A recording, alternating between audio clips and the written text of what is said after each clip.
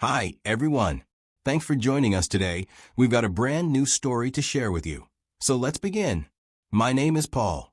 After trying for over a year to fix what felt like a dying marriage, my wife, Sabrina, decided to put him on a literal 90-day trial.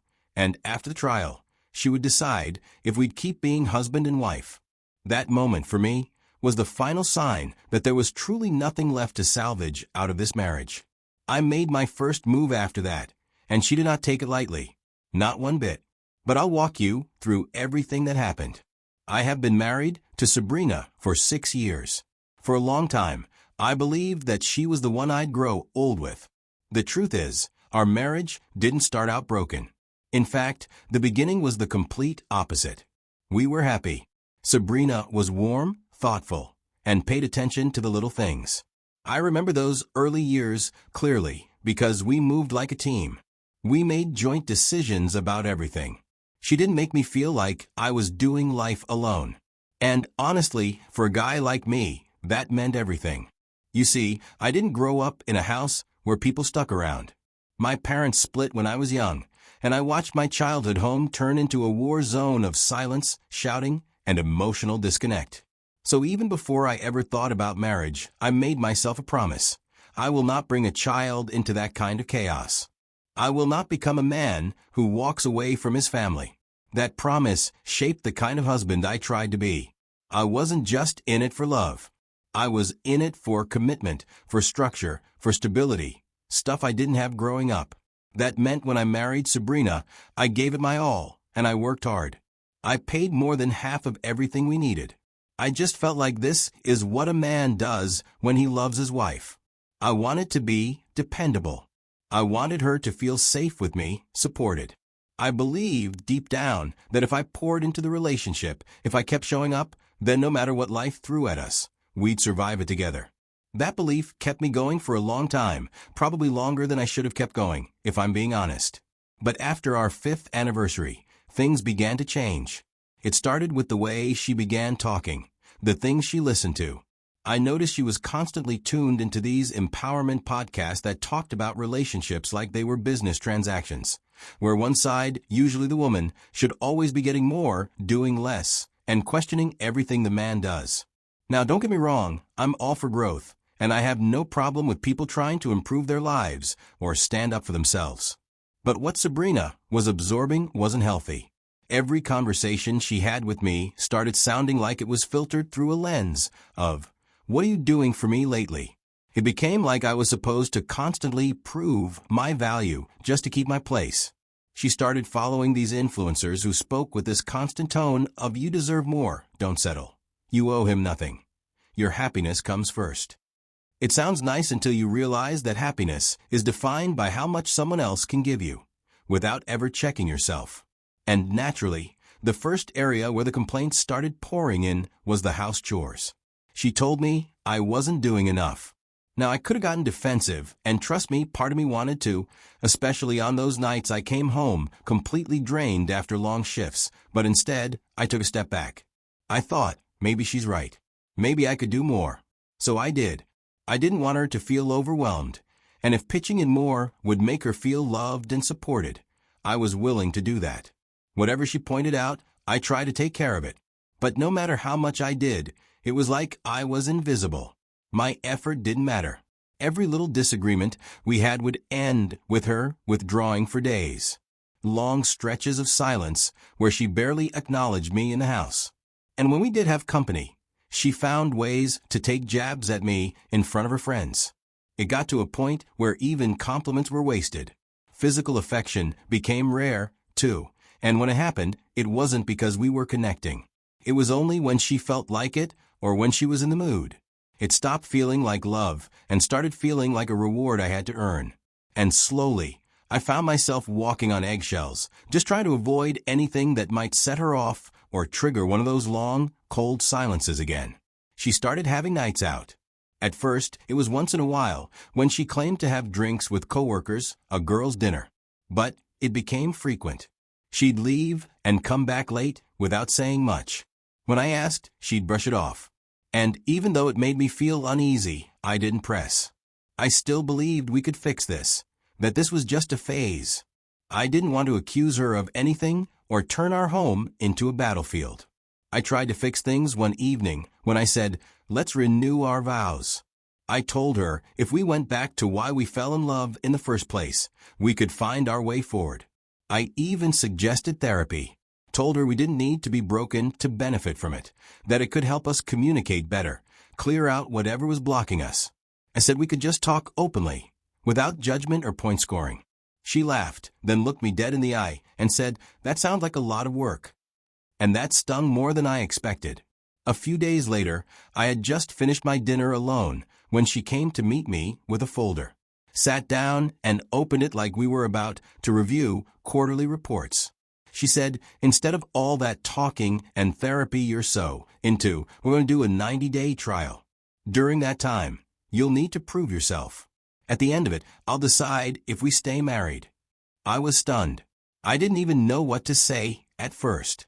Then she added, "I'll be using the guest bedroom during this time. This is for your benefit. Let's treat this like grown-ups." I nodded. There was no need to argue because I understood something in that moment. I had been so terrified of divorce, and she knew she could keep moving the line, and I'd keep chasing it. What she didn't realize was that she'd already failed because I was done taking this. I sat with that realization for the rest of the night. Quiet, calm, and for the first time in a long time, clear. After that night, I started planning in silence. The very next day, I scheduled a consultation with a divorce attorney. I sat across from the lawyer and explained everything. The attorney listened and told me to start documenting everything. Every text, every interaction, every shift in her behavior. He said, "Don't confront her. Just observe, record, build your case." And I did exactly that. With the attorney's help, I also started reviewing our finances. I just wanted to understand what I could protect, what was jointly owned, what was mine before we got married, what accounts was she dipping into without telling me. Emotionally, I began detaching, too. I stopped trying to initiate affection or force awkward conversations she clearly didn't want to have. I stopped reading meaning into her mood swings. Instead, I poured all that energy back into myself. I signed up for a gym membership again. I started going 3 times a week. I bought myself a new pair of running shoes and even started meal prepping. Slowly, I began to feel a little more like me again. On weekends, I picked up hobbies I hadn't touched in years. By the second month of the trial, I had built a quiet support system. At home, I kept the peace. I didn't change much in my behavior, not because I was scared, but because I didn't want to tip her off. I still greeted her and kept things cordial. But I was no longer begging for connection, and I was no longer dancing for her approval. She, on the other hand, became even more dismissive, more confident. Her nights out became more frequent. Sometimes she'd drop sarcastic lines like, "You're lucky I'm giving this marriage a chance." I would just smile and say, sure. I wasn't reactive anymore. I had a calm that she couldn't understand, and it made her uncomfortable. She would glance at me across the room with suspicion, like she was trying to figure out what had changed. She didn't realize the game she set in motion was the one I would finish on my own terms. About 2 weeks before the so-called 90-day trial my wife put me on was supposed to end, she came back from yet another one of her mysterious retreats. She said it was work-related, but honestly, by this point, I had stopped trying to make sense of her excuses. This last trip had lasted a week. I didn't text, didn't call. I didn't care to. Not anymore. My focus had shifted. That night, she was in the guest bedroom unpacking her things. I stood for a moment, just watching her through the half-open door. I knocked gently. She looked up and saw me standing there with a folder in my hand. I walked in slowly. I looked her straight in the eyes and said, "I've enjoyed playing your little game. But here's what we're going to do." Her smile faded. I handed her the documents. "These are the divorce papers. They're signed. They've already been filed. This marriage is over." She froze. Just stood there, staring at the papers like they were written in another language. I don't think she expected me to actually end it. She thought I was still that man trying to hold on to something broken. After a few long seconds, she finally managed to speak. "Wait, are you serious?" I didn't flinch. "Yes. I'm dead serious. The trial is over. And I've chosen peace." That's when she snapped. Or, at least tried to. She gave me this glare and said, "Fine. You were never man enough anyway." I just smiled, then it should be easy to move on, I told her and walked away. Sabrina didn't take it well. So, she went straight into attack mode. Next thing I know, I'm being served back with legal documents filled with accusations that felt like they were pulled from thin air, stuff that just didn't happen. Claims about emotional neglect, financial control, and even vague implications that I was aggressive during disagreements. At first, I was shocked, then I got angry. But I had to remind myself this wasn't personal anymore, it was strategic. She was trying to build a case. A false one. I had to protect myself. So I did what any reasonable man would do when backed into a corner. I got smart. I got a private investigator to start digging, quietly and carefully cross-checked her work trips, took a second look at her social patterns, where she was really spending her nights. And it didn't take long before everything started to fall apart for her. Turns out, Sabrina had been having a months-long affair. She was seeing someone else while I was still under the same roof, trying to win her back. It was clear that the 90-day trial wasn't about saving the marriage. Looking back now, it was nothing more than a delay tactic. She was buying time, probably figuring out how to position herself better for the inevitable divorce she already had in mind. When I brought that evidence to court, the tone shifted completely. Her lawyer tried to pivot, to downplay, but the facts spoke for themselves. It was no longer a case of, he said, she said.